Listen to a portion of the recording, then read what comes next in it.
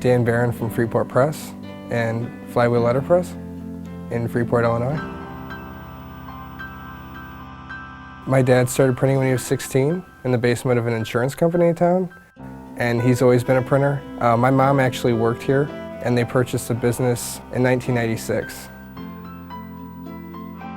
I felt like after school, people would go do sports or something, and I would come to work.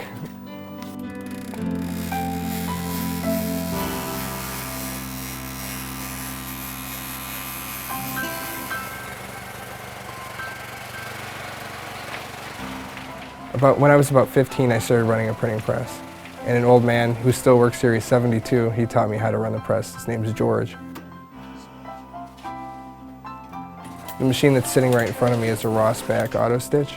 And when I was 14, I had to learn how to rebuild the stitching heads, so that's what you get. A roll of wire turns into little tiny staples. I'm kind of German, and I like the rigidity of setting up a machine and trying to replicate the same print over and over. I printed the Grasstein green covers about 1.5 years ago, and now I'm doing the Ravenswing black covers. The covers are being printed offset, 13 by 19, on a Heidelberg cord 6/4, which is 25.5 by 18 inches. So the paper feed is up here.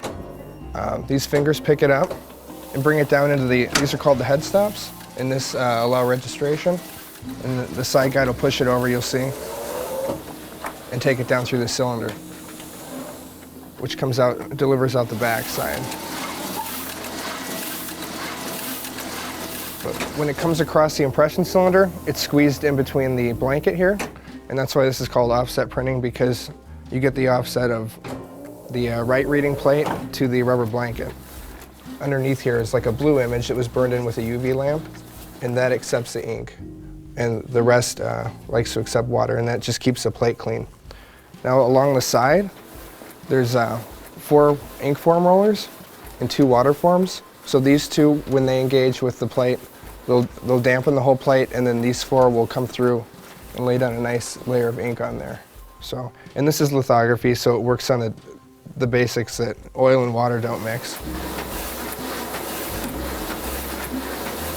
There's a few relays, but other than that, there's 0 electronics in it, which I kind of love. Things break, and I can fix them pretty easily by myself. So, the outside of the covers are being letterpress printed on a Mealy V50. It was built in Chicago, but this particular press was actually I think it was a V45, that it was converted to V50 at one time. It's a vertical cylinder press. So I overpacked the cover because the back was coming through a little bit too hard. It's a finer typeface, and it was over inking, and it was getting too much impression on the edges, so I backed that off and up this. It actually has 2 layers of 500s on it. So.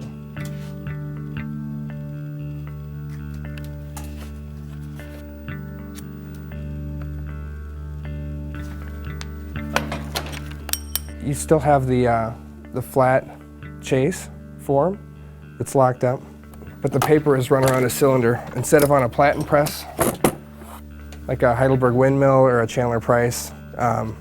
This is more like a Vandercook, I guess.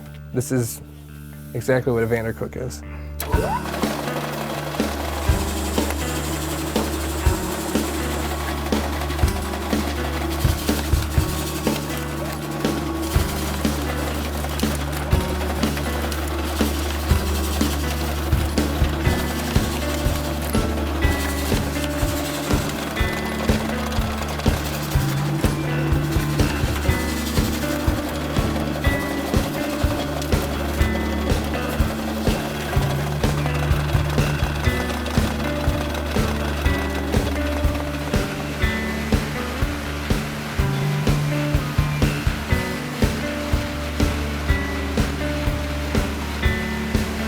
So what do you want me to do? Just start back here? Yeah, talk to him, just ignore me, and I'll just kind of shoot Okay.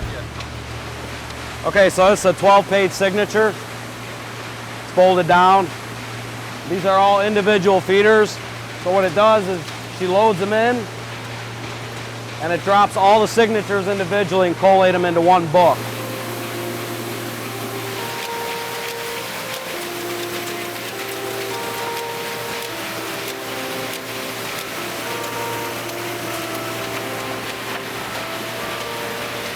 Then it goes down the line, comes around and folds in a drum, and 2 belts folded over here.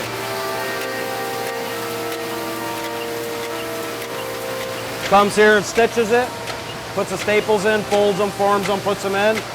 This is basically just coming off a straight wire. It comes down here and it's got what's called drivers and formers in it. Comes in straight, and the formers come down on the sides and the driver comes down the middle. And then it folds it from underneath with a clincher box. And this is pushing up a rod from the bottom, and it's forming the staple from in the inside. That's basically how it works. Comes in through a conveyor here into the trimmer where it trims all 3 sides.